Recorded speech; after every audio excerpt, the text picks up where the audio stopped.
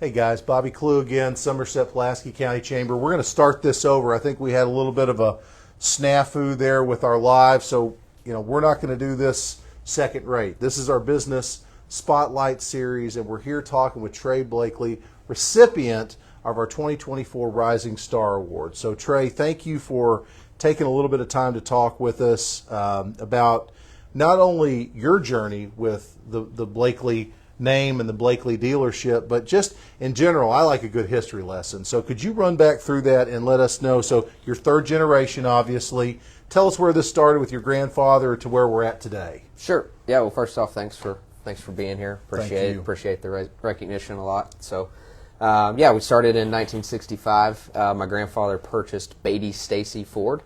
For the history buffs out there, it sits today where the library is downtown. So once he purchased the store, in between building the store that sat on 27 for 50 years that a lot of people behind us here are familiar with, operated for 2 years on 27 where Donato sits today. Right. But since he moved the store here in 67, we've been right here. Gotcha. So the Ford store, the new Ford store sits about 3 feet behind the old one, so they built it up from back there. Well, so. It's an incredible amount of history here with this this dealership, and you guys have been such a big part of the fabric of Pulaski County.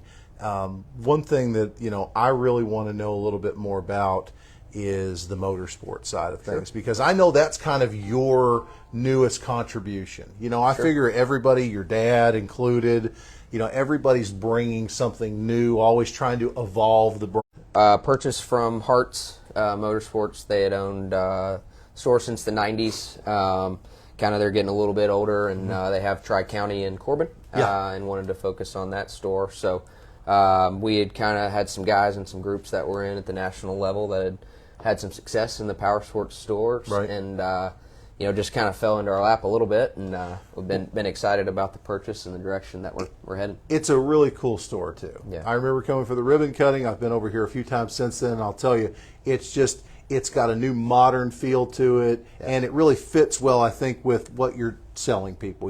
These are people that are a little more extreme. They like the outdoors. They like adventure, and you've really built a showroom here that I think is second to none. Yeah, well, I appreciate it. It was a lot of work. We operated out of this facility for a year. I think we talked about that at the ribbon cutting. So a lot of our staff who's been with us since the opening, they've got some blood, sweat, and tears in this place. We knocked down the walls ourselves, and it was 4 separate suites. We can go out here. Can we go take a look at it? Yeah. We're going to follow you, Trey. So this was this space that we're just walking out of used to be Shiloh's way back in the day. Is why this was added on. Okay. It was the takeout only Shiloh's. I remember that. Yeah. So I'm back in the kitchen somewhere. That's funny. Shiloh's where my office is. But so what kind of brands do you all sell here at the Motorsports? Yeah, so there's that's the thing about power sports is at Ford, and Honda respectively, there's one franchise agreement in place. Right. Here we have 4. So we have 4 kind of OEMs, manufacturers that we have to report to. So, sure. Hart's had Polaris and Honda, and that's what we acquired. And then after the acquisition, we added CF Moto and Kawasaki. So those are the brands that you have. Yep. Okay, which is a lot, by the way. I mean, everybody knows those names. Kawasaki, obviously. Right. Yeah, and Honda. And Polaris. A lot of people familiar with those brands. CF Moto's a newer brand that's been coming up the ranks. So we just added. We've had off-road for about a year and a half with CF Moto, and we just added, as of about 3 weeks ago, the CF Moto on-road bikes. So I believe this is your kind of, and I'll say this loosely because I know you're not going to take the credit. You always talk about team, but this is kind of your addition, I believe, to the Blakley brand. But there's been a lot of other things too. One thing I didn't mention and I'm just thinking of is collision repair. Yep. That's something that's new, and I think about all these things and how your grandfather would be incredibly proud of the evolution of this dealership, don't you think? I do, and I think that's a lot of credit to just the car business in general. Is car dealers are entrepreneurs at heart, And so there's a lot of verticals within dealerships and each thing, as you mentioned. So you take any of our stores, like just specifically Ford, you've got Ford sales, right? And then within sales, you've got new and used. Right. Then you've got parts, then you've got service, then you've got collision repair. Then if you really break it down, you've got your detail and wash bay that you could run, as a separate department. We loop it in, but and then you've got recon, so you've got your paint touch-up, your dent repair, right? All your trade-ins that come in that need a little TLC before they get on the lot. Well, and these are all things I'm sure at one point you might have been subcontracting out to somebody else. Sure. Oh, yeah. And to keep as much of that in-house as you can is probably just a more successful business model. Right. You measure it by turn, and so we're just trying to turn and burn vehicles. Sure. So we trade for them. We try to get them through the hopper as fast as we can and get them out. So the more people that we have on site and the more things that we have the ability to do ourselves makes that turn. Well, and who knows what's next? I mean, you're following the trend of the day, and I mean I'll go down the road here, and you'd think they were giving these side by sides away, and we know how much they are, and I mean people, this is their babies, and so I'm sure that you're getting a lot of people that are coming in here for repairs, upgrades. That's probably a big thing too. Do you all do that kind of stuff here as well on the motorsport side? Oh yeah, all the time. So we take trade-ins here. People want the big speakers and the lights and all the things, speakers. right? Yeah, let's go check. We can check out let's do it. The accessories. So this is helmets. Are and we looking? This is right here. Yeah, riding gear. So this is kind of just your helmets, your boots, your goggles, chest protectors, anything that you may need for riding. Carry a lot of youth. Just making it a one-stop shop. One-stop shop. Again, exactly. Come here, get it from you, as opposed to buying from the Amazon monster, right? Exactly, yeah. Come here, try it on, touch, feel it, grab it, and get out there on the trails. Well, and the holidays are coming up, so so we have we do a big holiday. This place will change. We'll do Christmas lights. We have Santa here.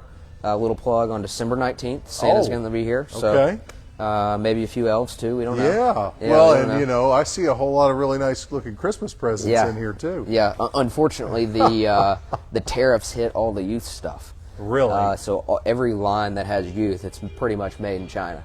So we're hoping to get some Honda 50s in before Christmas. We have 12 on order. Hopefully they all come, but that's really the only impact that we've seen. That was a question I was going to ask you, and so overall, tariffs have been a fairly minor effect on the store here. Yeah, pretty minor.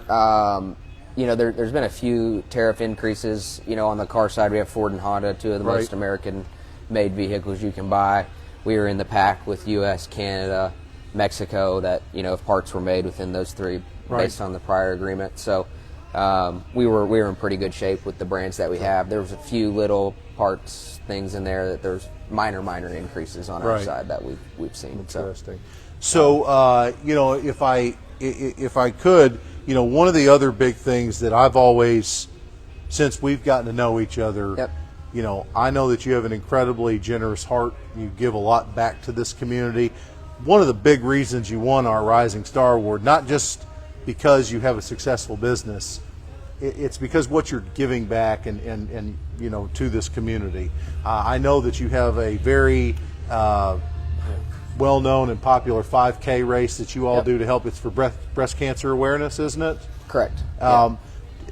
Some of the other things maybe that you're proud of that you guys are doing here at Alton Blakely just to give back to the community. Anything in particular you want to mention? Yeah, well, I mean, first of all, it's like big shoes to fill, right? I mean, my grandfather was very generous in his time, and that was kind of how my dad was brought up, and that's quite frankly how I was raised. So give back to the community that gives us so much in return. You don't stay in business for 60 years without a great community. So, that's true. You gotta share that love back for sure. But the 5K, we just had it. A little down this year. Fall break kind of hurt us, but we still had over 200 runners and walkers, and so we'll have, I don't know what the final tally is, but be able to cut a nice check to the American Cancer Society. Wonderful.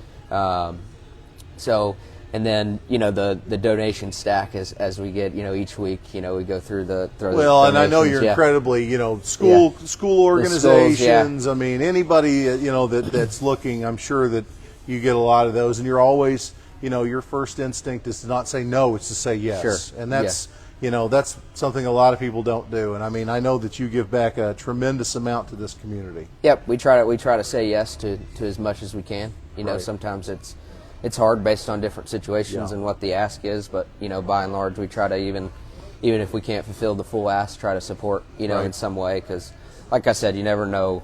There's such a network of people here. You support one team, and how many customers are on that one team of ours, and so there's so much good being done, in the community. So there's a lot of good causes to hop behind. We just did Jim Brink is doing the habitat builds. Yeah, love Jim. We actually interviewed. They were one of our Business of the Year award winners. I think that might have been our first spotlight that we actually did. We went to the habitat house they're working on currently, and Jim was there. Jim's never short on wanting to talk. Wanting to talk. He'll Jim talk. works with us 2 days a week, so So it was a bit, but they're doing some tremendous work with habitat. It's great to see them building houses. One thing that I was thinking about, and I think this is fun. Your grandfather was president of our chamber. Your father was president of our chamber. And so I'm looking forward to someday you who knows? doing the same thing. Sure. Who knows? I think that would be incredibly unique. Probably not a lot of chambers in the country that would be able to say, having 3 generations of, chamber presidents. Well, I mean, credit to you, there's not a lot of chambers out there that can keep it up for over 3 generations. Well, I've been here 14 years, and that's some days it feels like 100. We turned 100 this year. Some days it feels like 100 years, but no, I just the whole point of us doing this series, Trey, is just we want to really thank our members that are winning these awards, and we want them to have some substance. I want people to understand that these are important awards, and the people that are getting them are doing some really good work. Not only are they successful businesses, but they're giving back to our community. They're involved in our community. And for you to get the Rising Star Award, in my opinion, one of my favorite awards that we give out every year, because I see who's getting this award. I remember giving this to Tiffany Finley. I remember giving this to Chris Girdler. I remember giving it to some of these people who are now leading this community. And you're one of those people, Trey. So I appreciate it. Thank you for everything you do for our community. Thank you for just showing us around motorsports a little bit and talking with us. It's an incredible evolution, and I can't wait to see what the next 20 years look like for you, Trey. It's going to be a lot of fun. Well, I appreciate it. I appreciate everything that the chamber does for us. I say it every chance I get to give you a shameless plug. It's a lot of communities around the state, around the country would take a chamber as active as ours. So very, very blessed to have a great chamber. Thank you. Guys, we've got about 2 more chamber spotlight. We're getting close to the end of the year. We've got 2 more, I think, left. Stay tuned. We'll be back with our next chamber spotlight very soon. Thank you all. Have a good day.